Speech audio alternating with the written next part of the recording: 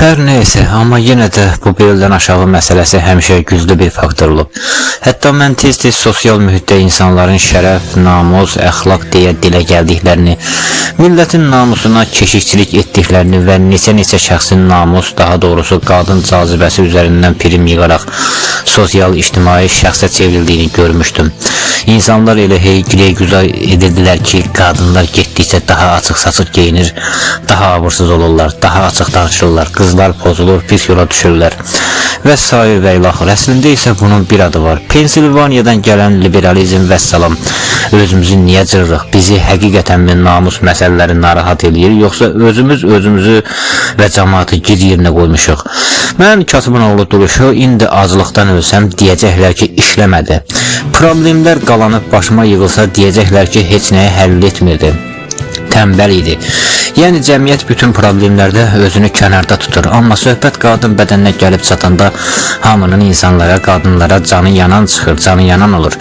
Doğrusu mən də belə idim. Mən də başqaları kimi bülbül kök cəhcəh vurub qadınlara, qızlara irad tuturdum ki, belə olmaz, özünüzə fikir verin, tez-tez sosial mühitdə çıxışlar eləyirdim. Lakin mən sonradan qəribə bir şey hiss elədim. Bu o idi ki, mən yaşlı qadınların və çirkin qızların əxlaqsızlıq etməyinə çox da fikir vermirdim. Mənim üçün qadın ancaq cavan, gözəl və baxımlı qızlar hesab olunurdu. Yəni çirkin ya da yaşlı qadın nə etsə, buna çox da baş qoşmazdım. Yəni biz əslində namus dərdi çəkməyik. Biz bəlkə də elə həqiqətən də məhrum qaldığımız gözəlliklərin başqaları tərəfindən rahatca istismar olunmasına dözə bilmirik. Bəli, mən çirkin bir qızın ya da yaşlı bir qadının uyğunsuz hərəkətlər etdiyini görəndə əksinə buna gülürəm, çox da vecimə almıram. Çünki pis yola düşən o qadın ya yaşlıdır ya da çox çirkin biridir. Amma nə vaxt görsəm ki, boylu buxunlu gənc bir qız ya da qadın eyni şeyi eləyir, o saat namus dərdi çəkən kəsilirəm. Bəs niyə belə oluram? Çünki mənim həyatımda tam olaraq istədiyim kimi gözəl bir xanımım da olmadı. Mən o cür gözəlliklərdən məhrumam, onun acılığını çəkirəm.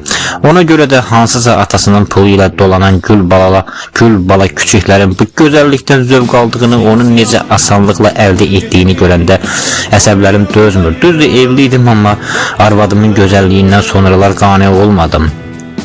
Amma mən bunu özümə də etiraf edə bilmirəm ki, məhrum qaldığım üçün beləyəm. Çünki bunu etiraf etsəm özümdəki o acizliyi görəcəyəm. Ona görə də psixologiya mənə kələk gəlir, namus, əxlaq anlayışı ilə məni aldatmağa çalışır.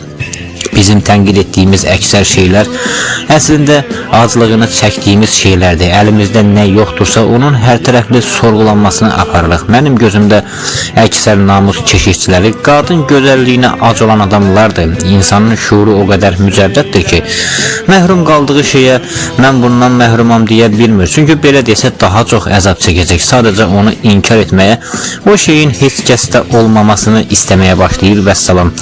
Misal üçün belə deyək, mənim yaşlı nənəm gedib başqa bir adamla uyğunsuz hərəkət etsə, bu küçədəki tanımadığım gözəl ay parçası kimi bir qızın tövlədə bir oğlanla macəra yaşaması dərəcəsində məni incitməz. Biz çox ac olanda beynimiz normal işləmir. Normal halda fikir verməyəcəyimiz ən xırda şeylərə belə əsəbləşir, dava salırıq. Eynən ruhi aclıq çəkəndə də beləyik. Misal üçün, mənim yanımda ruhən və cismən gözəl bir qadın olsaydı və mən onu çox sevsəydim, dünya mənim vecimə də olmazdı. Çünki mən artıq ruhən az deyiləm, içimdəkiləri, dərdimi, qayğılarımı, o cümlədən sevincimi paylaşmağa sirdaşım olardı.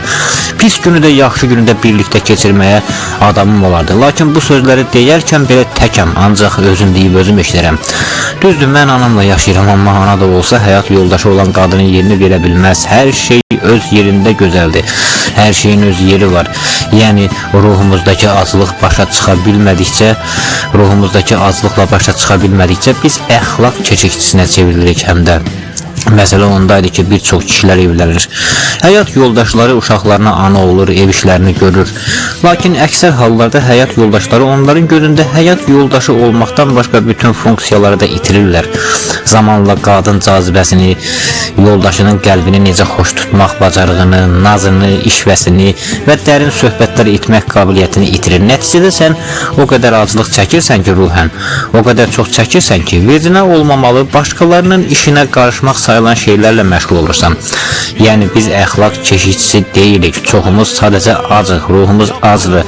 Bizi məşğul edəcək, gözümüzü, könlümüzü xoş tutacaq, özü gözəl, ruhu gözəl bir xanımımız yoxdur. Ya da o xanım sadəcə uşaqların anasına çevrilir və biz bekarçılıqdan, ruhu azlıqdan lazımsız işlərlə məşğul oluruq.